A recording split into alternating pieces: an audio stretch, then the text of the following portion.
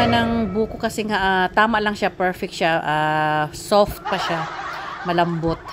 Masarap siyang kainin, manamis-namis. Masaya at masarap naman yan kapag kasama mo ang pamilya mo nakakain ng yung hinanda.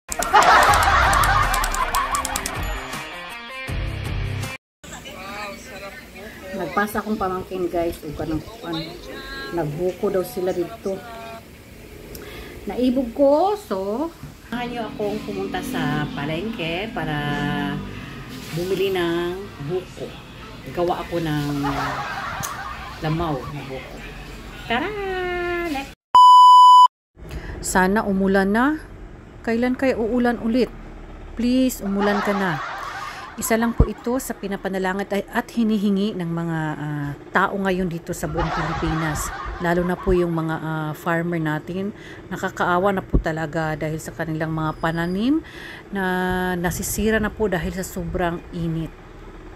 Kaya ito na nga, speaking of init, bigla akong pumunta sa may palengke at bumili ako ng niyog para pang patid ng uhaw namin ba kasi nga ang sarap uminom ng yung matamis-tamis na sabaw ng buko. Gawa ako ng lamaw guys para sa baboy.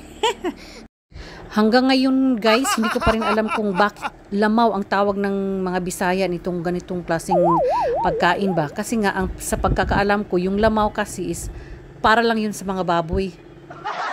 Pero ayoko nang problemahin yan kasi nga sobra ng daming problema ko. Idadagdag ko pa yan. Bahala na yung lamaw-lamaw na yan. Basta pagkain yan ng tao, hindi yan para sa baboy. By the way, magandang araw po pala sa ating lahat. Kahit na sobrang init, sobrang nakakapagod na ang init, tuloy-tuloy lang din po ang buhay natin mga kababayan. Sobrang mahal ng buko guys. Namamahalan talaga ako kasi nga 25 each. Tapos wala pa masyadong laman. Kaya naalala ko tuloy doon sa probinsya namin, doon sa may Malatab kasi nga doon pwede mo lang nakawin. Hingiin pala sa may mga kapitbahay mo na may mga puno ng mga niyog.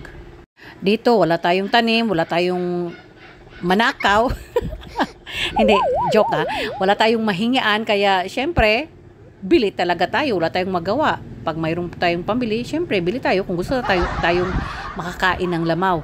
Ito kasing pamangkin ko ay may pinasa siya na naglamaw sila doon ba sa kanila. So bigla akong nainggit kaya sabi ko, lukong punta nga tayo ng palengke, bili tayo ng ipinakita ko sa kanya yung video.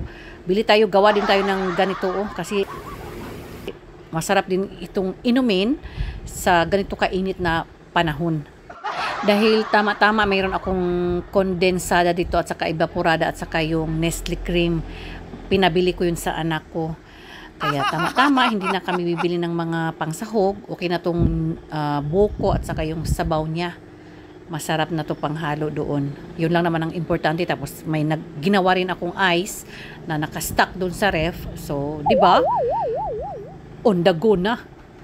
Paubos na nga itong mga binta nila dito na new guys. Ang daming bumibili ng mga new nila dito. Grabe, sobrang dami ng mga nila dito. Yung mga wala ng laman na buko. Kasi may mga suki na din sila ito na sa mga pang night market na everyday kumukuha sa kanila. Gusto ko ang laman ng buko kasi nga tama lang siya, perfect siya. Soft pa siya, malambot. Masarap siyang kainin, manamis-namis kasi nga fresh talaga siya.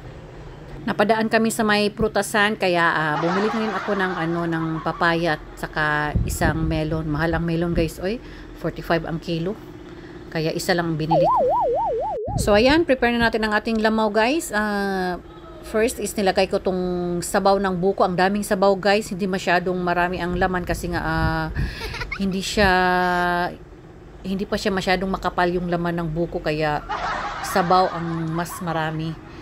Kaya ito nilagay ko, wala akong ibang paglagyan kaya ito na lang kasirula na malaki, mataas, stainless naman to, so okay na to. Very malamig din ito pag malagyan na ng ice. Pero syempre, bago natin start, tikman muna natin ang sabaw ng buko. Sobrang tamis niya guys, as in, masarap talaga siya. Sobrang tamis niya, napanganga ng malaki yung bunganga ko na malaki na. So yan, lagay natin yung laman ng buko dyan. Mikos-mikos na lang yan.